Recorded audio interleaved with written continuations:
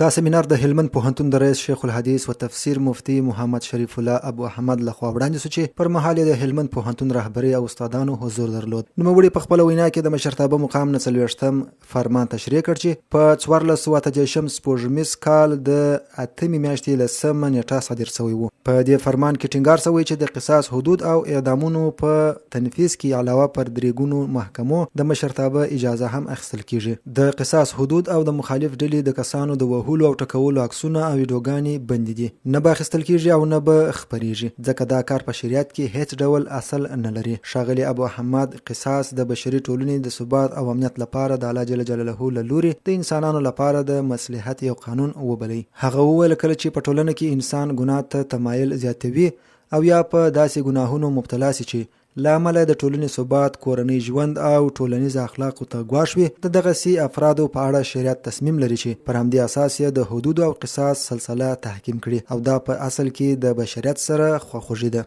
نوموړي انسان د الله جل جلاله په نزد مکرم مخلوق یاد کړ. هغه وویل د الله جل جلاله په دربار کې د انسان ډیر لوی احترام دی او د ناحقه وینې تویولو څخه یې منع فرمایلی. په یو حدیث شریف کې راځي که یو څوک ناحقه بل انسان مړ کړي، د قیامت په ورځ به پر تندي لیکل شوی وي چې دغه شخص د الله تعالی جل جلاله د رحمت څخه بې برخې او نا امید دی. هغه زیاته کړه د الله جل جلاله د دین تطبیق ظلم نه دی، بلکې د انساني ټولنې نیکمرغي پکښې نغښتې ده او هر هغه څوک چې د الله تعالی د قانون تطبیق ظلم او د بشریت ضد عمل بولي، که دقیقاً واقعیتونه سره پرتله سي، بیا به دا واضح سي چې دغه دعوادارانو یوازې جنایتونه کړي او پر بشر تر هر چا همدوی بې شمیره ظلمونه کړي او اوس د بشر حقوق د تضمین په نوم خپل ځان ته براءت ورکوي. نوموړي وړاندې زیاته کړه چې الله جل جلاله ته انساني فطرت معلوم دی، نو ځکه یې د هغه لپاره معلوم مجازات ټاکلي دي. هغه په اوسني وخت کې د حدود او قصاص د لږ تطبیق په هکله دا وضاحت وړاندې کړ چې کله هم د کومې موضوع په تثبیت کې شبهه رامنځته سي، حدود او قصاص